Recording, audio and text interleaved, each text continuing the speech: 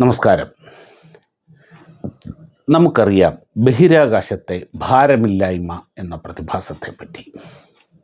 ധാരാളം വീഡിയോകൾ നാം കാണുന്നുണ്ട്. അന്താരാഷ്ട്ര ബഹിരാകാശ നിലയത്തിലെയും അതുപോലെ മറ്റുള്ള ബഹിരാകാശ പേടകങ്ങളിലെയും മറ്റും മനുഷ്യർ, യാത്രികർ ഇങ്ങനെ അന്തരീക്ഷത്തിലൂടെ ആ പേടകത്തിനുള്ളിൽ കൂടെ വായുവിലൂടെ ഇങ്ങനെ തുഴഞ്ഞു നടക്കുന്നത് നമ്മൾ കണ്ടിട്ടുണ്ട്. വെള്ളത്തുള്ളികൾ ഇങ്ങനെ ഗോളങ്ങളായി മുമ്പിൽ കൂടെ നടക്കുന്നത് നമ്മൾ കണ്ടിട്ടുണ്ട്. അവിടെ ഭാരം ഇല്ല. ഭാരമില്ലാത്ത അവസ്ഥയുള്ളത് കൊണ്ടാണ് ഇങ്ങനെ സാധിക്കുന്നത്. നമുക്ക് ഭൂഗുരുത്വം കാരണം ഭാരം എന്ന ആ പ്രതിഭാസം പ്രത്യേകത ഉള്ളത് കൊണ്ടാണ് നമുക്ക് ഇങ്ങനെ ഫ്രീ ആയിട്ട് നടക്കാൻ കഴിയുന്നതും വെള്ളം ഒഴുകുന്നതും മഴ പെയ്ത് ഭൂമിയിലേക്ക് വീഴുന്നതും എല്ലാം. എന്നാൽ ബഹിരാകാശത്ത് ഈ അവസ്ഥ ഇല്ല. ബഹിരാകാശം എന്നത് കഷ്ടിച്ച് 100 കിലോമീറ്റർ മുകളിലുള്ള സ്പേസിനെയാണ് ബഹിരാകാശം എന്ന് പറയുക. കാർബൺ ലൈൻ എന്നാണ് പറയുക. ആ കാർബൺ ലൈനിന് പുറത്തുള്ള മേഖലകളെയാണ് ബഹിരാകാശം എന്ന് പറയുക. അപ്പോൾ ഈ 100 കിലോമീറ്റർ വരെ ഭൂമിയുടെ ആകർഷണമുള്ളോ? അതിനപ്പുറത്തേക്ക് ഭൂമിക്ക് ആകർഷണമില്ലേ? അതെങ്ങനെ ശരിയാകും? ചന്ദ്രൻ ഭൂമിയുടെ ഉപഗ്രഹമല്ലേ? അവർ പരസ്പരം ആകർഷിക്കുന്നില്ലേ?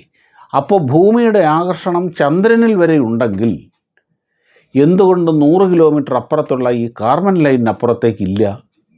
ആ ബഹിരാകാശ വാഹനങ്ങളിൽ ആ ആകർഷണം അനുഭവപ്പെടാത്തത് എന്തുകൊണ്ട്?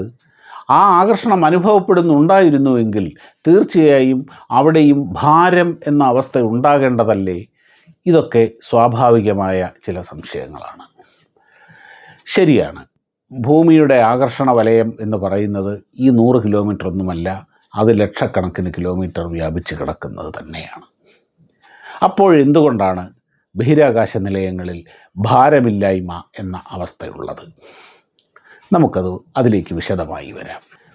നമ്മളൊക്കെ ഒരു ബസ്സിൽ യാത്ര ചെയ്യുമ്പോൾ ബസ് ചിലപ്പോൾ ഈ ഹമ്പുകളിൽ കയറി ഇറങ്ങാറുണ്ട്, ഇല്ലേ? അങ്ങനെ കയറി ഇറങ്ങുമ്പോൾ നമുക്കൊരു പെട്ടെന്നൊരു അസ്വസ്ഥത തോന്നാറില്ലേ? ചിലർ ഛർദ്ദിക്കും, ചിലർക്ക് വല്ലാത്ത അസ്വസ്ഥത തോന്നും, ഇല്ലേ? അതെന്തുകൊണ്ടാണ്? നമ്മൾ ലിഫ്റ്റിൽ കയറാറില്ലേ? ആ ലിഫ്റ്റിൽ അതിവേഗം താഴേക്ക് പോകുമ്പോൾ നമുക്ക് എന്തോ ഒരു ഫീല് തോന്നാറില്ലേ? അകത്തു നിന്നൊക്കെ എന്തോ മുകളിലോട്ട് വരുന്നെന്നോ ഒക്കെ തോന്നാറില്ലേ?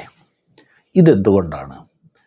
അതെന്തുകൊണ്ടാണെന്ന് വെച്ചാൽ ഭൂമിയുടെ ആകർഷണത്തിന് വിധേയമായി താഴേക്ക് വീഴുമ്പോൾ അവിടെ പ്രതിരോധിക്കാനൊന്നുമില്ലെങ്കിൽ നമുക്കുണ്ടാകുന്ന ഒരവസ്ഥയാണത്. അത് ഭാരമില്ലായ്മയാണ്. അതായത് ഒരു കല്ലും ഒരു ത്രാസും കൂടി, ഒരു ബാലൻസും കൂടി ഒരു 5 കിലോമീറ്റർ ഉയരത്തിൽ നിന്ന് ഒരുമിച്ച് താഴേക്ക് വീഴുക എന്ന് വിചാരിക്കുക.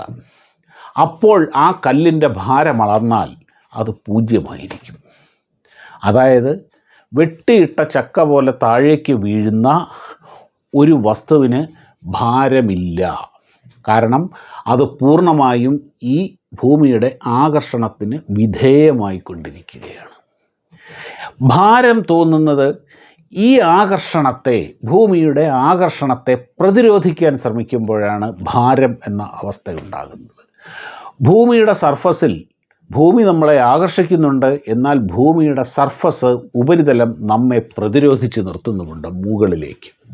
അപ്പോഴാണ് അവിടെ ഭാരമുണ്ടാകുന്നത്. എന്നാൽ താഴേക്ക് വീഴുന്ന ഒരു വസ്തുവിനെ സംബന്ധിച്ചിടത്തോളം അവിടെ അതിനെ പ്രതിരോധിക്കാൻ ഒന്നുമില്ല. പൂർണ്ണമായും ഭൂമിയുടെ ആകർഷണത്തിന് വിധേയമായി താഴേക്ക് വീണുകൊണ്ടേയിരിക്കുന്നു. അതുകൊണ്ട് അതിന് ഭാരമില്ലാത്ത അവസ്ഥ ആണ്. ഈ അവസ്ഥ വരുമ്പോഴാണ് നമ്മുടെ ഉള്ളിൽ നിന്ന് ചിലപ്പോൾ എന്തൊക്കെയോ മുകളിലേക്ക് വരുന്നതും നമ്മുടെ ശരീരത്തിലുണ്ടാകുന്ന ആ ഒരു അസ്വസ്ഥതകളുമൊക്കെ കാണുന്നത്. ഒരു ലിഫ്റ്റ് താഴേക്ക് പോകുമ്പോൾ ഒരു പരിധിവരെ അത് പ്രതിരോധിക്കുന്നുണ്ട്, എന്നാൽ നമ്മുടെ ഭാരം അവിടെ കുറയുന്നുണ്ട്, പെട്ടെന്ന് കുറയുന്നുണ്ട്. അതുകൊണ്ടാണ് നമുക്ക് ഈ പ്രശ്നമുണ്ടാകുന്നത്. ബഹിരാകാശ വാഹനം താഴേക്ക് വീഴുകയല്ലല്ലോ, അത് ഭൂമിയെ പ്രദക്ഷിണം വെക്കുകയല്ലേ? അതെ, ഭൂമിയെ അത് പ്രദക്ഷിണം വയ്ക്കുകയാണ്. ഭൂമി ആ വാഹനത്തിൽ ചെലുത്തുന്ന എല്ലാ ആകർഷണവും ഉപയോഗിച്ചുകൊണ്ട് ഭൂമിയുടെ ആകർഷണത്തിന് വിധേയമായിക്കൊണ്ടാണ് ഈ ബഹിരാകാശ വാഹനങ്ങൾ ഭൂമിയെ പ്രദക്ഷിണം വെച്ചുകൊണ്ടിരിക്കുന്നത്. ഒന്നുകൂടി ലളിതമായി പറഞ്ഞാൽ ഈ ബഹിരാകാശ വാഹനങ്ങൾ തുടർച്ചയായി ഭൂമിയിലേക്ക് വീണുകൊണ്ടേയിരിക്കുകയാണ്. ആ വീഴ്ചയുടെ പാത ഒരു വർത്തുളപാതയിൽ, ഒരു വൃത്തത്തിലുള്ള പാതയിലാകുമ്പോൾ അത് ഭൂമിക്ക് ചുറ്റും പ്രദക്ഷിണം വെക്കുന്ന രീതിയിൽ ആകുന്നു.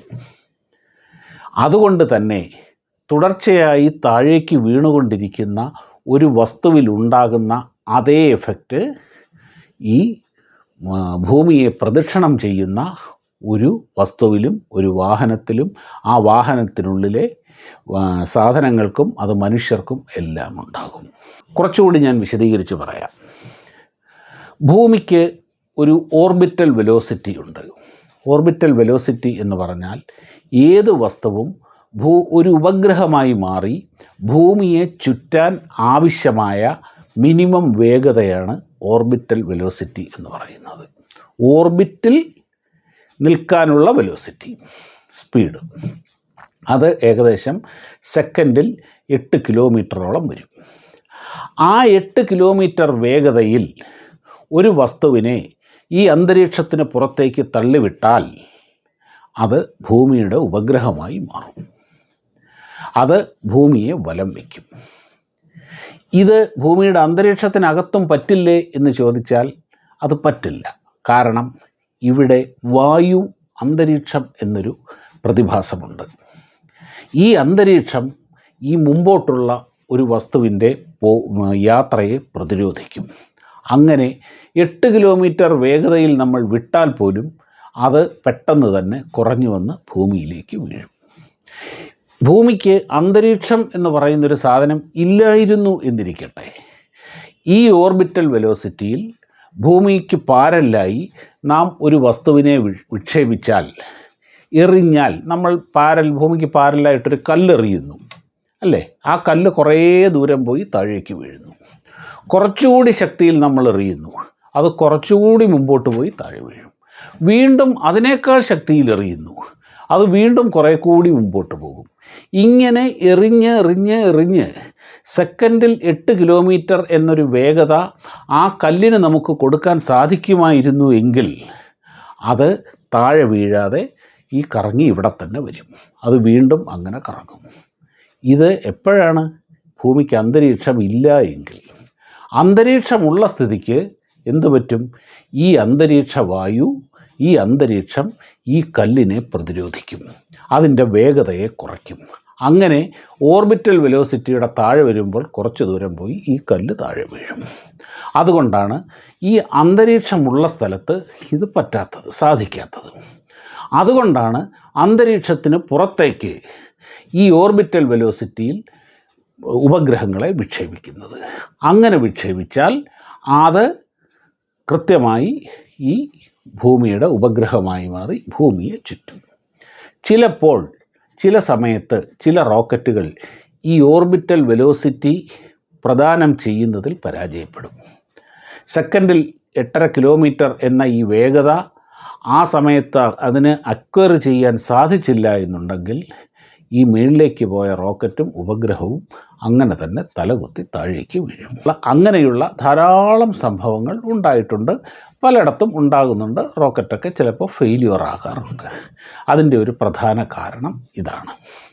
അപ്പോൾ പറഞ്ഞു വന്നത് ഇത്രയേ ഉള്ളൂ. ഭൂമിയെ ചുറ്റുന്ന ഒരു വസ്തു എന്നതും തുടർച്ചയായി ഭൂമിയിലേക്ക് വീണുകൊണ്ടിരിക്കുന്ന ഒരു വസ്തു എന്നതും ഏതാണ്ട് ഒരേ സ്വഭാവം കാണിക്കും. അതിലുണ്ടാകുന്നത് അതിന് 0 ഭാരം ആയിരിക്കും. മറ്റൊരു കാര്യം കൂടി ഞാൻ പറയാം. നാസയിലെ ബഹിരാകാശ യാത്രികർക്ക് വേണ്ടി നടത്തുന്ന പരിശീലന പദ്ധതിയുണ്ട്. ആ പരിശീലനത്തിലെ ഏറ്റവും പ്രധാനപ്പെട്ട ഒരു കാര്യമാണല്ലോ ഈ വെയ്റ്റ്ലെസ്നെസ്, ഭാരമില്ലായ്മയിലുള്ള ആ അനുഭവം ഉണ്ടാക്കാൻ ട്രെയിനിങ് ആവശ്യമാണ്. അതിനുവേണ്ടി അവർ ചെയ്യുന്ന ഒരു കാര്യമുണ്ട്. വലിയ ഒരു കൂറ്റൻ വിമാനം, ബോയിങ് വിമാനം ഉണ്ട് ട്രെയിനിങ് പർപ്പസിന് വേണ്ടി. അത് പറപ്പിച്ച് 40,000 അടി ഉയരത്തിൽ എത്തിക്കും. അതിൻ്റെ ഉള്ളിൽ സീറ്റുകളൊന്നും ഉണ്ടാവില്ല. വലിയൊരു വിമാനം, ഒരു ഹോള് പോലെയായിരിക്കും. ഇത്രയും വലിയ ഉയരത്തിൽ എത്തിച്ചതിന് ശേഷം ഈ വിമാനത്തിൻ്റെ എൻജിൻ അങ്ങ് ഓഫ് ചെയ്യും. എന്ത് സംഭവിക്കും? വിമാനത്തിൻ്റെ എൻജിൻ ഓഫ് ചെയ്താൽ അത് നേരെ താഴേക്ക് വരും. ചക്ക വെട്ടിയിട്ടതുപോലെ ഈ വിമാനം താഴേക്ക് വരും. ആ സമയത്ത് ഈ വിമാനത്തിൻ്റെ ഉള്ളിൽ ഈ വിമാനത്തിന് 0 ഭാരമായിരിക്കും ഉണ്ടാവുക. 0 ഗ്രാവിറ്റി എന്ന അനുഭവം ഈ വിമാനത്തിൻ്റെ അകത്തുണ്ടാകും. ആ സമയത്ത് ഇതിൻ്റെ ഉള്ളിൽ യാത്രികർ പരിശീലനം നടത്തും. അങ്ങനെ താഴേക്ക് വന്ന് ഏകദേശം ഒരു 500 അടി ഉയരത്തിലെത്തുമ്പോൾ വീണ്ടും ഇതിൻ്റെ എൻജിൻ ഓൺ ചെയ്ത് വീണ്ടും ഇത് പറന്ന് വീണ്ടും അത് ഉയരത്തിലേക്കെത്തി വലിയൊരു ഉയരത്തിൽ നിന്ന് വീണ്ടും ഇത് താഴേക്ക് വരും. ഇങ്ങനെയാണ് നാസയിൽ ആസ്ട്രോനോട്ടുകൾക്ക്, ബഹിരാകാശ സഞ്ചാരികൾക്ക് ഭാരമില്ലായ്മയിൽ പരിശീലനം കൊടുക്കുന്നത്. ഈ വീഡിയോയിൽ പറഞ്ഞ കാര്യങ്ങൾ വ്യക്തമായി എന്ന് വിചാരിക്കുന്നു. നമസ്കാരം.